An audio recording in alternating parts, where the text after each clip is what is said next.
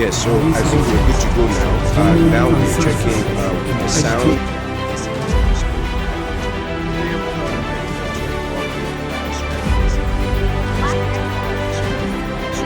This is WhatsApp Naija. Yes, hello, wonderful people. This is your host once again, Tobi Alli, and it's a pleasure bringing WhatsApp Naija to you. This is episode 2, and like we learned last week, we learned a lot of things that are wrong even with the present foundation in Nigeria, and the things that we need to change.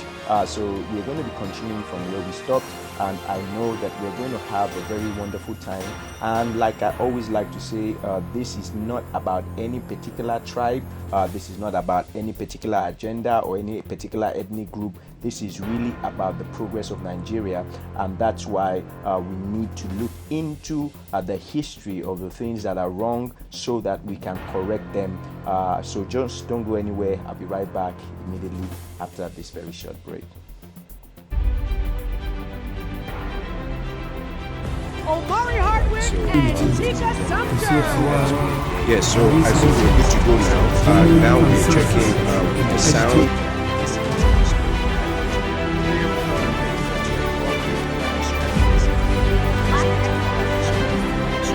This is WhatsApp Naija.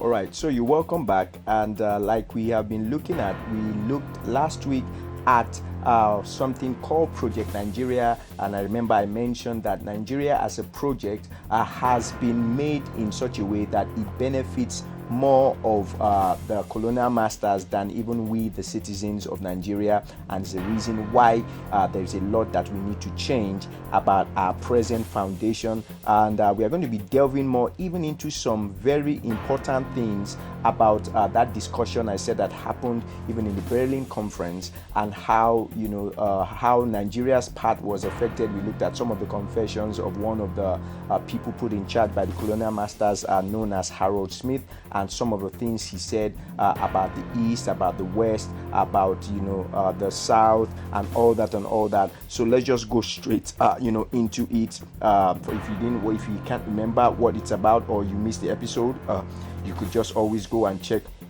on YouTube, or that's at WhatsApp Naija, or you can check my Instagram handle at I am Tobi Alli. So let's just go on quickly. So if you remember, he mentioned, like as you can see on the screen just beside me over here, he mentioned that one of the things he was sent to do was to ensure that Africa as a whole, was exploited, and Nigeria was his own duty post, right? And what were the things they did in Nigeria?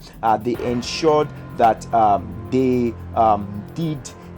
what they discovered in the East and what they discovered in the West, their strengths, they ensured that those strengths were reduced, and those strengths even was going to work against them, so that they could easily pick up the pieces from Nigeria and still be in charge in one kind of funny and disjointed way. And what was their plan? Their plan there was to ensure that they gave power to the North. And some of the things they did to ensure that they gave power to the North includes things like ensuring that the census was things about the census were wrong.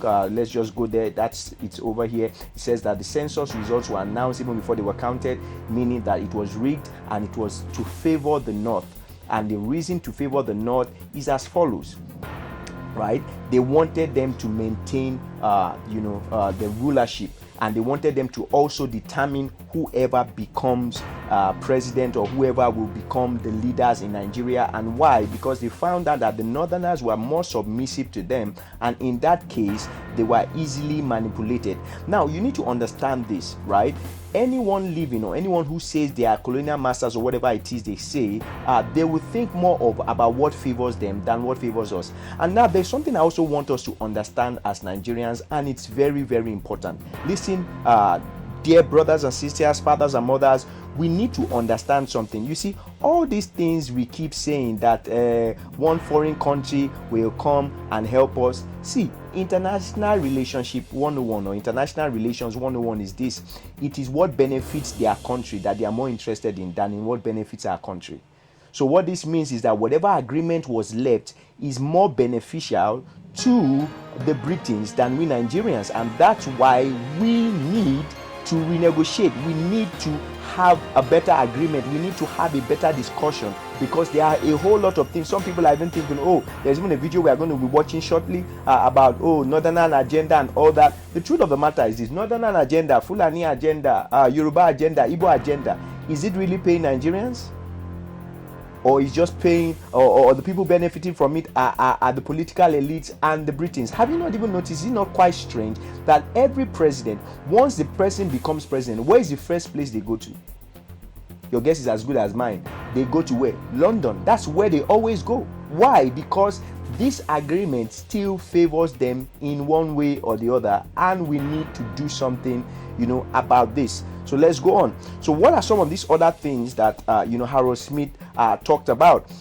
He also said that the North was seriously encouraged to go into the military because they knew that even though the Southerners were more educated, they knew that most people who will be the future leaders of Nigeria will always come from a military background. Is this true or false? I'm sure you understand and you know that this is true, right? Some other things that also happened, they knew that, of course, that the traditional rulers in the North were almost like superhuman. So they also ensured, and what is one thing about we Africans now, so this is something people don't realize, and it seems that it's the politicians that take advantage of this. Some of the two most powerful leaders as far as Africa is concerned are religious leaders and traditional rulers. Let me say that again: religious leaders and traditional rulers.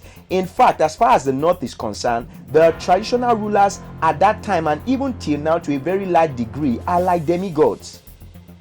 Even look at ancient Africa, the way we are built, because of a lot of spirituality, a lot of belief in spirituality and co. This has made us, right? This has made our traditional rulers and our religious leaders have some kind of control over us. But you know what these guys do? It is when it is time for election, that's when they use these guys and they influence them to just for their own pockets. And this is something that we must stop. And where did they learn this from? Of course, they learned it from our colonial masters. No other place. But we need to do something about this, okay? And some of the things they also did, according to Harold Smith, was they ensured that the Northerners were given accelerated promotion both in the military and civil service, right? So that it would justify their supremacy over the South. And what did they do? They did everything. Look at it. I mean, I didn't make this up. Maybe you might want to even look at it, and see it even a bit more clearly, right? It is obvious here. Look at it. He said that they wanted everything was to work against the South. Everything was to work against the South. Why? Because they saw the South as a threat. They saw that the Igbos were very industrious. They had a lot of technology and trade, and they saw that the Yorubas were also very educated, and they had a lot of leadership, people for leadership, and apart from that, they did not want people who understood certain principles about nations, about resources, to be in charge so that they can still manipulate the system. This has not helped Nigeria, and these are some of the things that we need to change. So you need to understand this, that there is a whole lot, but you know what, let's just go on. We are going to be finding out even some more things, right? We're going to be finding out some more things. Now, some other things this man did, for those who do not know, if you are a young person, the people over in this screen are very important people. They are very important people. On the top you have Awolowo, and just below you have the guy called Nnamdi Azikiwe. Now you need to understand that Awolowo was a very powerful man, and he was you could call him the de facto Yoruba leader. He was someone who was in charge. He had this party called AG, and that party, of course, campaigned in the first presidential election. He, Azikiwe, and Tafawa Balewa, and Ahmadu Bello, they all campaigned, and even before the results were out, obviously, based on the template that we have just discovered, the plan was to ensure that a northerner was in charge. So what did these guys do according to Harold Smith? Harold Smith said that they truncated the good plan of the future of AG And because they knew that that party was very standard, they did their best. They planned to destroy Awolowo, right, and Zik. And what did they do? This is very important. I want us to see this, because this is in fact some of the primary issues that we have in this country. That why we say, oh, we don't trust ourselves. Why they say this tribe hates this tribe. It's quite unfortunate that this is not even from us originally. It is from who? It's from the Britons. Look at what they did. Let me make that even a bit more clearer. Okay, look at it. It says that what did they do? They sowed a seed of discord. A seed of discord. A seed of discord was sown amongst the Igbos and the Yorubas. These guys understand what they were doing. Why? Because a house that is divided against itself cannot stand. A house that is divided against itself cannot stand. And once they sowed that discord, you know what that means? That means that there can be no collaboration. And once there is no collaboration, guess what happens? Manipulation is very easy. And it was just going to run their agenda. You know why this is so important? Nigerians, we need to understand this. Even now that a lot of people are fighting and saying, oh, this one should go this way, this one should go this way, Oduduwa Republic, IPOB, Arewa and all that, guess what is going on? It is still discord that is working. It is still discord that is working. I want to categorically say that we as Nigerians, we have more to gain together than being separate. And it is not funny that it is when it is time for election, or when it is time for very important decisions, that's when people start playing the ethnic card. That's when people start playing, the religious card, because this has always been the plan. This has always been the tool of manipulation. I want to ask you even a particular question, right? Some people say stuff like, it's a Hausa man that is there, it's a Yoruba man that is president, it's an Igbo man that's never been president. Well, our first president was Igbo. But this is something I need you to understand. All the while people from a particular part of Nigeria become president, what good has that really done for their region? We need to understand this. It's a game plan. It's a chess game that political manipulators use, and we must not allow this to continue anymore. We need to renegotiate. We need to re-strategize on the things that we're doing. So let's go on. So this Discord, I'm even going to be looking at it some more. There's a video I'm going to ask or something that we are going to watch weekly. So what were some other things they also did? They said they tricked Azikiwe into accepting to be president. For those who don't know, Azikiwe was the first president of Nigeria, even though he was just a figurehead. The person who was really in charge was the Prime Minister Tafawa Balewa. Guess what? Where was he from? The north. You know what that means? That means that their plan was all still working together. And what did they do? They said they made sure that Awolowo went to jail because of his genius plan for a greater Africa. In fact, and I mean greater Nigeria. I beg your pardon. So you see what's going on? Everything has been a chess game. Everything has been a chess game. And we need to understand that this divide and rule, this ethnicity sentiment, is only a tool that some people are using against us. Now, I want you to even understand how very deep this discord was, and I want you to just watch a video we are going to be looking at very shortly. This video is something that happened a couple of years ago, right? And this video was about something that is the discord, and that led to a lot of things. The discord that was planted even in the heart of the northerner, and that even led them even to accept unfortunately the plan even of the Britons, thinking that it's favoring them. But I want to ask you, is it really favoring the north? Your guess is as good as mine. Let's watch this video very shortly. Talks about killing your premier. Add on top of that the general hate of the East, and you can start to get the picture of the sort of tribal tension Nigeria was heading towards. One thing I've noticed, Premier, while I've been here, is that Northerners seem to have, I might almost call it, obsession about the Igbos. Could you perhaps explain that to me? Well, the Igbos are more or less the type of people whose desire is mainly to dominate everybody. If they go to a village, to a town, they want to monopolize everything in that area. If you put them in a labor camp as a laborer, within a year they will try to emerge as headman of that camp.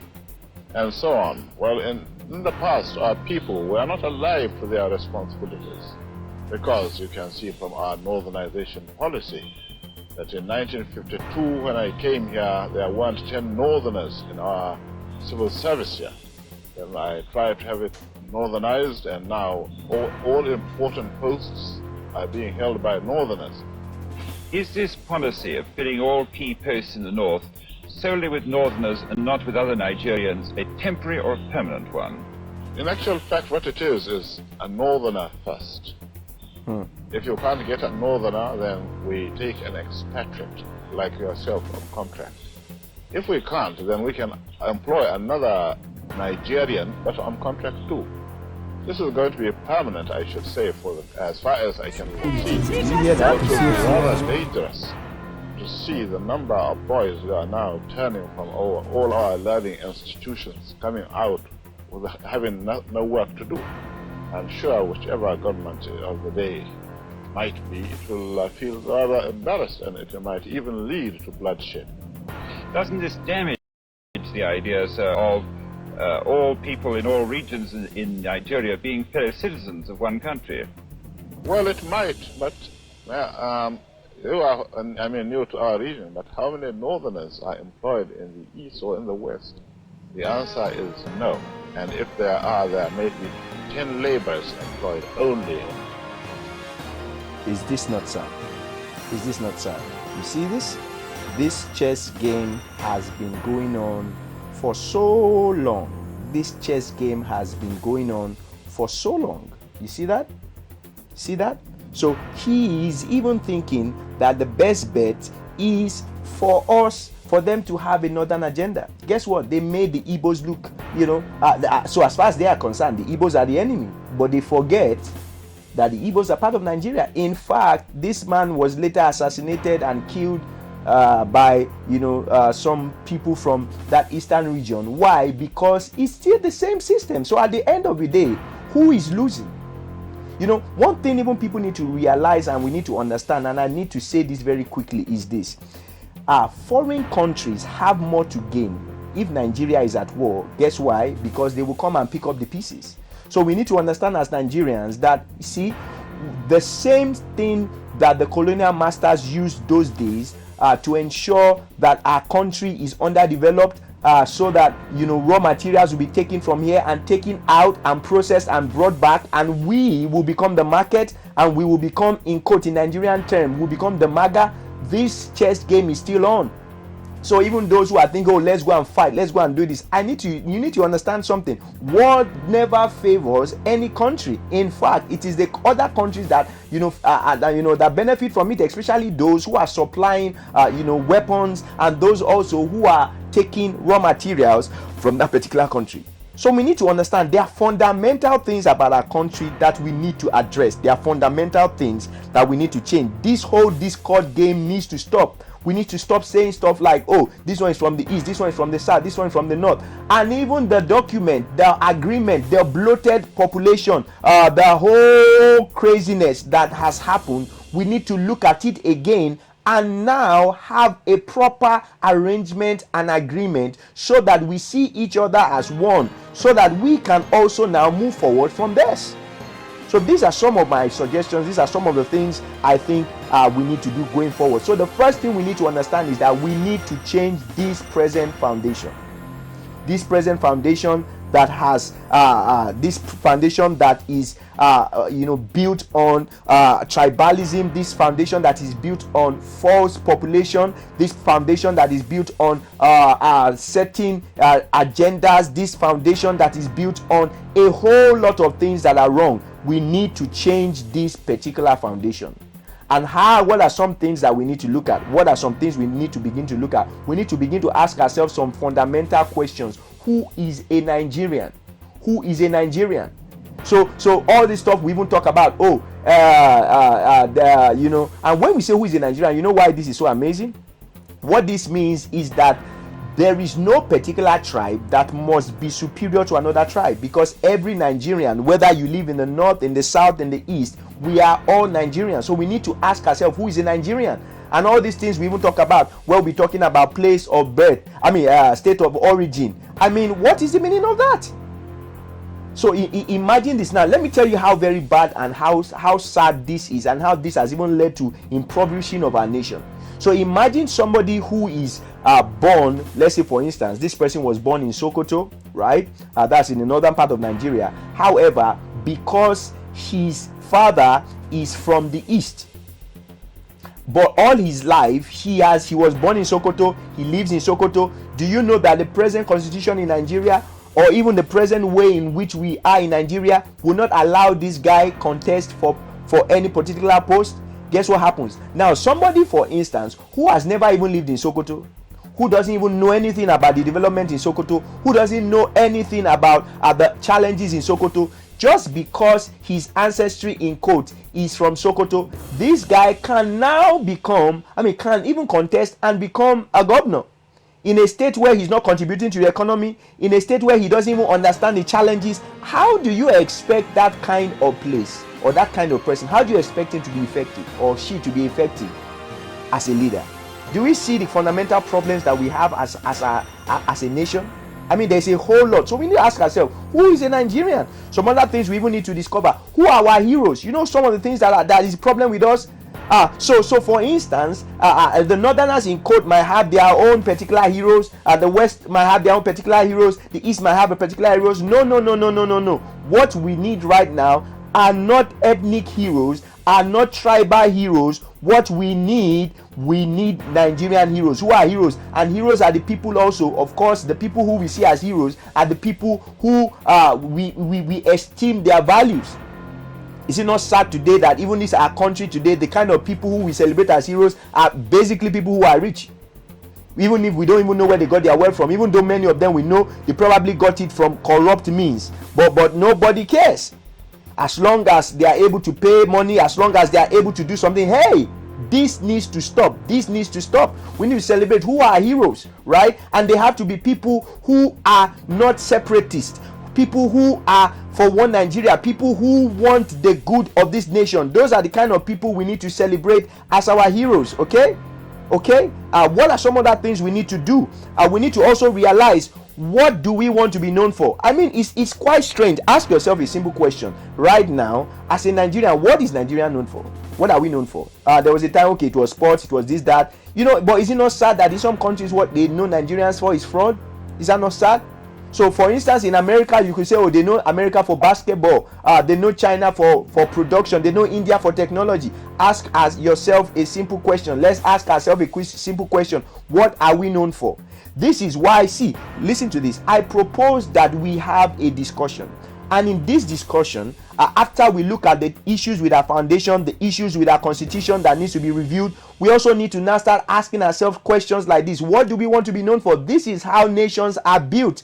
This is how nations are built. Nations are not just built by elections, right? Nations are not built by elections. Nations are built by systems and values. And these are the things that we need to begin to do. These are the things that we need to begin to change, even about our country. Is this making sense to us? I believe this is making some sense. Some other things we also need to ask ourselves, what are our values? Is it not sad today that 50 people, 100 people can die, and there is no talk from the presidency, there is no talk from a governor, nothing? So do we even value human life? Do we value human life? I mean, what are our values? What are the things we are known for? I mean, right now, you look at the younger generation, it's becoming crazier. They are really more just interested in making money, becoming famous. I mean, is that are these the things that will change our nation? And please, I encourage you, whoever it is you are watching, share this video. We need to begin to ask ourselves this fundamental question. In schools, we need to begin to talk about it. What are our values? Even in our religious organizations, we need to talk about it. What are our values? And we need to teach these things to the people who we influence. All right. What other things do we also need to look at? I just mentioned this. What is the value of human life? People can't be dying this way and there is nothing done. I mean, the state of our nation right now has got to the point that when people even see dead people or hear news about death, is becoming normal. No. A human life is valuable. Human life is sacred. Human life is sacred. And these are the things These are some of the things that we need to begin to look at. These are some of the things we need to begin to address even as a nation. Do we understand that? Very, very importantly. And lastly, before we even bring today's episode to a close, is this: what kind of development do we want? So when you see, how can we still be struggling? How can what we are celebrating today be roads, third roads in 2021? Sorry, I beg your pardon. In 2021, we are still talking about good roads. We don't even, 24 hours light is almost like, like one is dreaming. A whole lot of things need to change.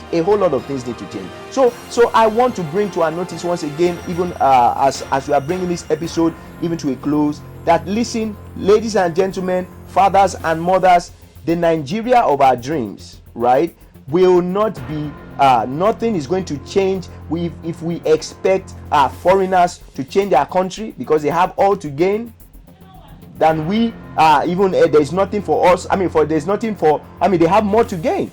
So these are the things that we need to look at. It's not really about them, it's about us. We need to renegotiate our agreements. The wrong foundations that we have, those foundations need to change. And I know that if we are able to do this, a whole lot is going to happen that is going to be positive as far as Nigeria is concerned. So once again, it's your host, Tobi Alli. You want to reach out to me, you can reach out to me at coach@tobialli.com.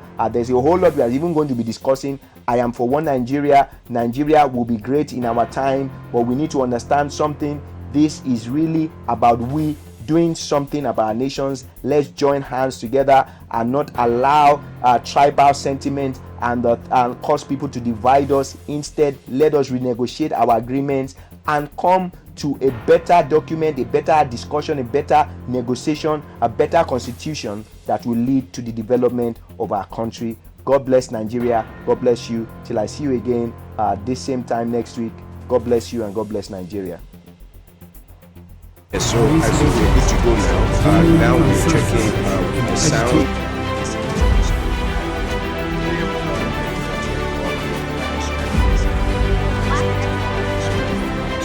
This is WhatsApp Naija.